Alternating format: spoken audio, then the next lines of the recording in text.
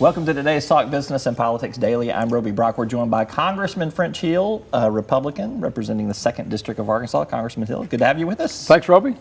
Let's begin with Russia and the indictments that came out on Friday from Special Prosecutor Robert Mueller here. He laid out a pretty comprehensive and complex way that the Russians have tried to infiltrate the 2016 election. Did he make a forceful case? I think he did. I don't think Russia interference in our elections is new. There's evidence of it back to the Reagan administration. It's certainly been a big issue in Europe, in Montenegro, and of course everyone knows about Ukraine. So this is their specialty. To use the ubiquitous social media platforms takes it to a whole new level for me in 2016. Well, and they seem to have had operatives on the ground here, either interacting with Americans unwittingly, I think was the appropriate phrase there. So there have been sanctions that have been leveled against Russia from Congress, a very bipartisan vote on that earlier, I guess late last year. Right. The president has not enforced those sanctions yet. It seems to me that you guys have three choices. You can enforce the current sanctions or force the president to do so, drop them altogether, or you can do something even more forceful. What do you advocate? Well, first of all, we have sanctions on Russia now because of their annexation of the Crimea and what they've done in Ukraine. And last August, Congress did pass, as you say, bipartisan additional sanctions on top officials in the Russian government and oligarchs. Secretary Mnuchin came to our committee last week and I asked him about that. And he said that they named the 200 oligarchs and senior officials required by the act by January 29th.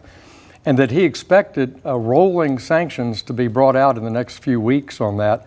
He said our team is the same team working on Venezuelan sanctions, North Korean sanctions, and Iran sanctions. But he didn't make any excuses. He says they're at work. What are the sanctions that have been leveled? What's the brunt of them? Where will they hit the hardest on these 200 oligarchs or on the Russian economy? So anyone, well, the Russian sanctions now are economic in relation to the Ukraine, and they've cut back on Russian exports and Russian economic access to the global system.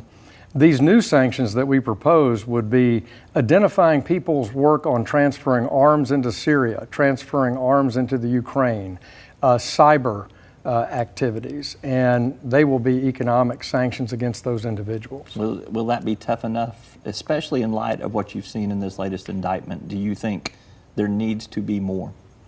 Well, I think we'll certainly take into account now what we've learned from the special counsel's indictment to see if we need to go in a different direction. But cyber was certainly included in the sanction regime that we passed in August, and that was referenced obviously in the indictment, the activities political and cyber related. But we could add more, and I think we'll study what's happened politically in the indictment and see if there's another direction that we can go in economic sanctions. I think some of this maybe ties in together here. Obviously, this is of national security concern that they would have tried to affect our elections the way that they did.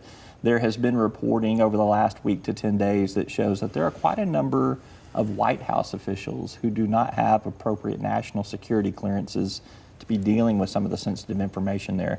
Some of them, such as Jared Kushner, are very high level of lack of clearance there. Does that concern you? Should there be more concern coming from Congress over this? It seems to be quite muted at this point in time. Well, I've had concerns about the clearance process since I've been in Congress the past 3 years. There are over 1 million people with a top secret clearance that goes through. Some of them are approved by contractors, some of them are approved directly by the FBI or Secret Service process. Are you one of them? I am one of them. You do have security? I do have a security clearance, yes. And I had one back in my old days. I think it's inappropriate for people in the White House not to have their clearance completed before they get in the information flow. Naturally, I would argue, having been a White House staffer before, that if they don't have clearance, then they're not seeing the material. Yeah. That's just not possible. But they are. So what do you? I have a problem with that. Yeah, well, I think we should. That? Well, I think the committee should look into that process and see what's being done about it, and also find out what was the delay. Is it a contractor delay, an FBI delay? let's get to the bottom of why those people do not have the adequate security clearance to do their job. Another bit of reporting, and